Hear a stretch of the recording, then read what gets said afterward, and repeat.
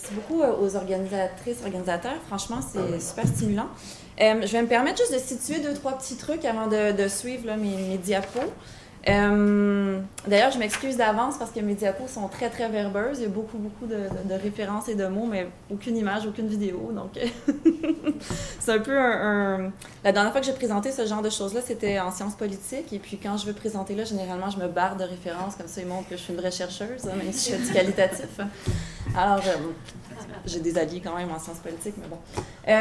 OK, donc moi, ce que je fais, je suis au département de communication sociale et publique et mes travaux depuis 2006, donc depuis 12 ans, se consacrent exclusivement à l'étude d'Internet, des médias sociaux et à de ce que ça peut porter comme potentiel d'émancipation, potentiel critique aussi, sans non plus être aveugle à toutes les logiques, notamment capitalistes, mais pas que, hein, même des logiques répressives, qui sont en place. Quand on parle des principales plateformes de médias sociaux actuellement, on pense notamment à la GAFAM, donc c'est l'acronyme pour Google, Amazon, Facebook, Apple, Microsoft.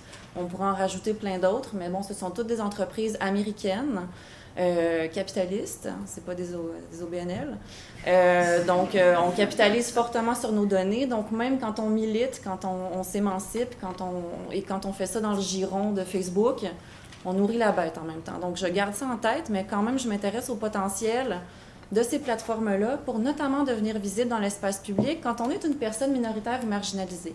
Donc, Julie, tout à l'heure, parlait de ce qui, pour moi, fait fondamentalement problème dans nos démocraties contemporaines, qui est un accès profondément inégal à la sphère publique, donc de base. Il y a d'autres personnes que moi qui ont parlé de ça depuis bien des années, notamment Nancy Fraser.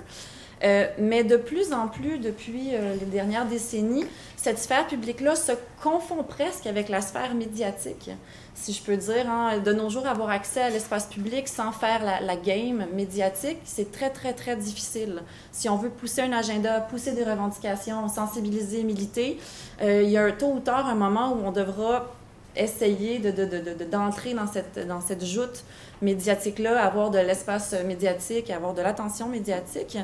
Et les grands joueurs des industries médiatiques sont contraints par des logiques propres. Hein. Il faut que, si on pense à la télévision, on est dans des logiques d'auditoire, d'audimat, d'heures d'écoute, avec des budgets qui n'arrêtent pas de rétrécir comme peau de chagrin.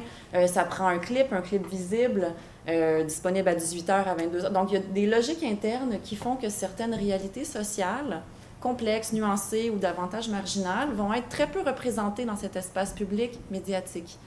Et ça, il y a des sociologues qui concluent ça, qui constatent ça depuis plusieurs années, depuis une dizaine d'années minimalement.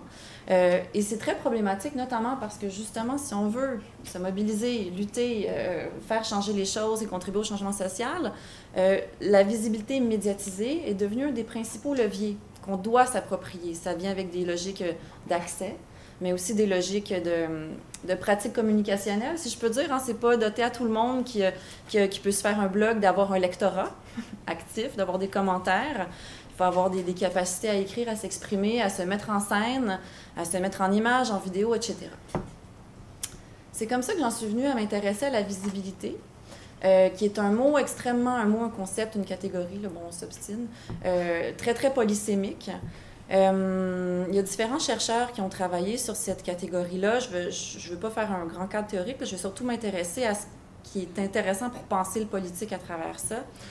Donc déjà, il y a un chercheur italien qui s'appelle Andrea M. Briganti, qui a travaillé sur la visibilité et qui, pour lui, il y a deux grandes distinctions. Hein. Il y a la distinction qui serait biologico-cognitive, donc le fait que l'on va voir quelqu'un, premièrement, et ensuite tout ce qui se passe au niveau du décodage de ce signal-là que notre rétine nous envoie, qui va faire qu'on va, par exemple, reconnaître la personne, la saluer, avoir un certain comportement dans l'espace social avec cette personne-là. Donc, et toute cette deuxième portion-là, pour moi, elle est très intéressante parce que c'est là que le politique et le culturel et le construit se déploient, finalement. Comment on va interagir avec le regard de l'autre, comment on va poser notre regard sur cette autre personne, cet autre sujet. Et c'est là où le jeu du pouvoir entre en lien, je pense, avec le visible. Ensuite, sur la catégorie de la visibilité médiatisée comme telle, Un des éléments intéressants, puis Julie en parlait dans sa présentation, c'est que le médiatique nous permet d'outrepasser les limites inhérentes, notamment à la présence corporelle dans un espace public. Ça nous permet aussi peut-être de se mettre en scène soi-même avec nos propres critères de pertinence, notre propre vocabulaire en se filmant, par exemple, en faisant des choses comme ça. Donc, ça permet de dépasser certaines frontières. Ça en installe d'autres. On pourra peut-être en parler à la séance des questions, mais en tout cas. Monstration, je vais passer parce que je vais passer pour le moment. Capital de visibilité. C'est une sociologue française, Nathalie Heinisch, qui a étudié avec Bourdieu. Donc, on reconnaît l'idée du capital. Je ne suis pas tant fan de Bourdieu, même pas du tout. Néanmoins, je pense que cette idée de penser le visible comme une forme de capital, donc de la même manière qu'un capital de visibilité nous amène, qu'un capital économique nous amène un pouvoir d'achat, donc une forme de pouvoir, selon elle, le capital de visibilité nous amène aussi une forme de pouvoir qui est exponentielle dans les régimes médiatiques actuels. Donc, elle va poser cette idée que c'est une espèce de dérive ou de capital apparenté au capital culturel. Et ce qui est extrêmement intéressant avec cette forme de capital-là, c'est qu'il est démultiplié actuellement avec l'Internet et tout ça et les possibilités de visibilité que ça ouvre, mais il reste l'apanage d'une élite. Donc, de personnes qui sont déjà en posture de pouvoir, qui jouissent souvent déjà d'une forme de visibilité médiatique dite traditionnelle, donc dans les médias traditionnels et non pas dans les médias émergents, alternatifs ou médias sociaux. Donc, c'est une forme de capital qui va, malheureusement, très souvent venir reproduire des logiques de pouvoir et de domination qui sont déjà à l'œuvre. Donc, c'est éminemment pertinent, je pense, pour penser ce qui se passe en ce moment dans l'espace public. À travers ces définitions-là, je pense qu'il émerge quand même une forme de consensus ou de récurrente, c'est que la visibilité dans nos démocraties contemporaines participe des relations de pouvoir et contribue à les normaliser, à les valider. Il y a comme une dimension d'autorité qui vient avec le fait d'être médiatisé à grande échelle. Quand le téléjournal s'empare tout à coup d'une nouvelle ou d'une image, ça lui confère une certaine autorité. Donc, il y a ça qui se passe également. Ça contribue à créer et à reproduire ces logiques-là. Il y a 3 aspects desquels je vais parler dans le reste de ma présentation, puis mes 2 collègues ont déjà mentionné tout ça. Il y a l'entrelacement de ce constat-là, donc de la visibilité du pouvoir qui marchent main dans la main, si je peux dire. Et ça, c'est entrelacé avec nos pratiques sociales et médiatiques, premièrement. Deuxièmement, il y a une forme de pouvoir ou de capital qui se construit à travers le visible. Les personnes qui ont accès à cette visibilité-là, à ces porte-voix-là, ont un pouvoir en main. Et il y a des conditions subjectives pour apparaître dans cet espace public-là. Donc, j'y reviendrai à travers les quelques prochaines diapos. Web et participation politique, ça touche à ce que Philippe a déjà mentionné. Les usages des médias sociaux, ça, c'est ma spécialité vraiment. Moi, je suis une sociologue des usages, donc ce que les gens ordinaires font avec les médias sociaux et les médias numériques, sont, je pense, depuis au moins une quinzaine d'années, intégrés de plus en plus dans les nouveaux répertoires de l'action collective. On l'a vraiment vu avec la grève de 2012, mais ça ne se fait pas sans heurts. Donc, on l'a vu, par exemple, parce que les étudiants, les étudiantes, et même les autres franges, en fait, des factions sociales mobilisées. Il y avait même les aînés contre la hausse. Donc, je pense que tous ces groupes sociaux-là se sont mobilisés, notamment à travers les médias sociaux, pas que, mais ça a été extrêmement aidant. Surtout à partir du moment où il y a eu la loi spéciale, où ça devenait, très lourd de conséquences d'initier, par exemple, une manifestation. Mais c'est extrêmement commode d'avoir différentes plateformes de médias sociaux pour venir dire, je n'initie rien, mais moi, je serai à tel parc et à telle intersection ce soir et peut-être que j'aurai une casserole dans ma sacoche. Donc, quand on était plusieurs à émettre individuellement ces expressions-là, il y avait un effet massif et auto-organisé qui émergeait, puis on savait qu'on allait être plusieurs et qu'il allait se passer quelque chose. Donc, il y a ça qui a été très utile. Par ailleurs, ça vient également avec certains heurts, parce qu'il y a des cultures de mobilisation, des cultures de répertoire d'action collective. Donc, aux yeux de certaines franges plus institutionnalisées on pense par exemple à des mouvements comme certains syndicats, etc., les actions en ligne sont vues encore aujourd'hui comme des actions très faciles. Là, on parle de slacktivisme, on parle de « j'ai fait un clic, puis je me suis dédouanée, je me suis dit que c'était suffisant pour dire que j'avais participé politiquement ». Alors que dans le contexte du printemps érable, ce qu'on a vu, c'est autre chose. C'était dans les travaux que j'ai menés avec une autre collègue qui s'appelle Josiane Millette, avec qui j'ai aucun lien de parenté, on a le même nom, et mon directeur de l'époque, Serge Proulx. Ce qu'on a constaté, c'est qu'au contraire, pour les personnes mobilisées, étudiantes et non étudiantes, les médias sociaux devenaient un outil parmi d'autres pour actualiser leur participation et leur engagement politique. Donc, c'était des personnes qui utilisaient aussi ça pour s'organiser, se coordonner et s'exprimer, en plus de d'autres moyens plus classiques de l'action collective, comme par exemple la manif. Par ailleurs, ce que j'ai étudié dans un autre contexte de recherche avec des minorités francophones au Canada anglais, hein, ces autres francophones dont on parle si peu au Québec, c'est que la participation en ligne devient carrément, spécialement pour les plus jeunes, donc les personnes de 30 ans et moins, carrément une forme de participation politique légitime pour les jeunes que j'ai rencontrés et que j'ai interviewés. Donc, pour ces personnes-là, on s'engageait politiquement surtout en ligne.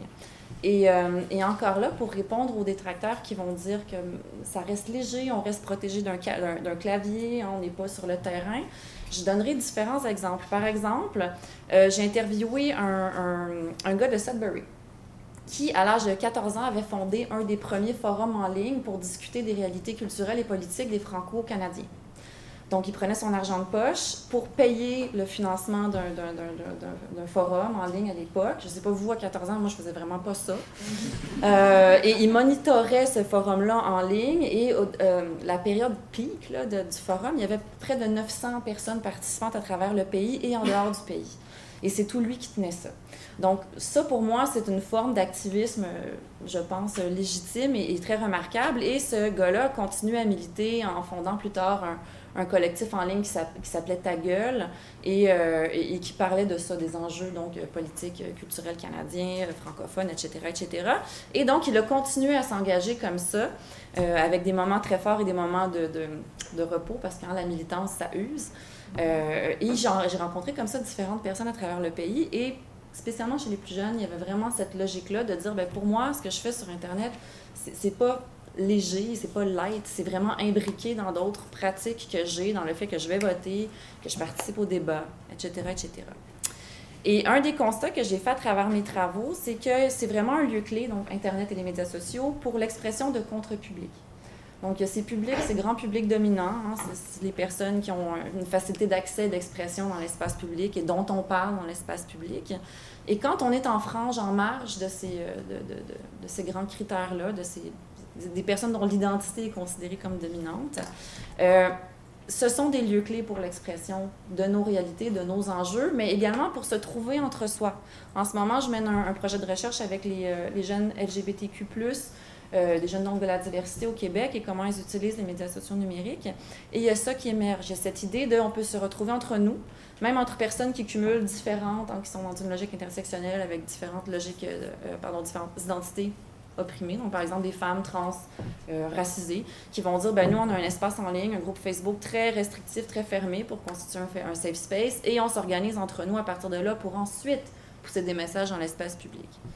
Donc, c'est comme ça que ça devient vraiment des lieux clés. Contexte minoritaire et lutte pour la visibilité. Les relations de pouvoir dans la sphère publique médiatisée, j'ai observé quelque chose, puis je suis en train d'essayer de voir si ça se concrétise dans la recherche que je fais en ce moment. Un phénomène que j'ai nommé l'émergence de la figure du relayeur légitimant. Qu'est-ce que ce serait, ça? C'est une personne qui va agir un peu comme passeur ou comme pont pour venir relayer des demandes minoritaires ou marginales vers l'espace public dominant. Donc, c'est une proposition que j'ai faite dans ma thèse et je pense que ça s'observe dans différentes sphères d'action. Donc, par exemple, dans le cas des Canadiens, des Franco-Canadiens, il y avait cette logique où quand il y a des enjeux qui se mettent à résonner, par exemple, dans l'Ontario francophone, on va peut-être avoir une Marie-France Vazot ou un Guy Lepage qui va relayer un tweet, qui vont relayer quelque chose et l'envoyer dans la sphère publique médiatique, à toute la sphère francophone, disons. Et là, il va y avoir Ah oui, il faut que j'arrête de parler. Merci. Et là, il va y avoir un buzz plus général et on va atteindre l'espace public dominant, si je peux dire. Mais donc, ça repose, hein, cette logique-là, cette capacité d'action-là repose sur le passeur, si je peux dire, donc la personne qui possède déjà du pouvoir. Bon, je vais aller plus vite. Conclusion. Ah, je match avec mon... Enfin, je n'avais pas remarqué. Excusez-moi. Donc, en conclusion, néanmoins, Donc, il reste que on est dans une zone grise. Vous venez de le voir avec l'exemple du relayeur légitimement. On peut atteindre un espace public dominant, mais on est tributaire de qui va nous relayer, comment. Des fois, le message est détourné, coopté, bon, etc. Néanmoins, ce que j'observe dans mes travaux depuis quelques années, c'est que ça reste un potentiel. Les médias sociaux offrent un potentiel pour les voix minoritaires ou marginalisées. Je pense que ça résonne avec Julie et Philippe aussi. Ça permet aussi l'ouverture d'espaces publics dits alternatifs, et ça, il ne faut pas le minimiser. Quand j'interviewe des gens qui sont dans ces postures minoritaires ou marginalisées, c'est important pour ces personnes-là. Et la visibilité qui amène une reconnaissance sociale est considérée comme un vecteur de changement. Donc, ce n'est pas n'importe quelle visibilité qui est porteuse de changement. Il y a des choses comme de la visibilité, je ne sais pas, qui relèvent davantage du buzz ou du trend, et là, s'il n'y a pas une vraie reconnaissance sociale, s'il n'y a pas une vraie reconnaissance qu'il y a là un problème et qu'on doit s'interroger, nous, personnes dominantes, par rapport à certains présupposés ou à certaines de nos actions, il ne se passera rien. Par contre, quand il y a une reconnaissance, donc je pense à Accès Honnête ici, là, il peut y avoir un vecteur pour le changement social, et c'est ça qui est intéressant, je pense, par rapport à une société plus saine, démocratique. Et voilà, je vais m'arrêter ici.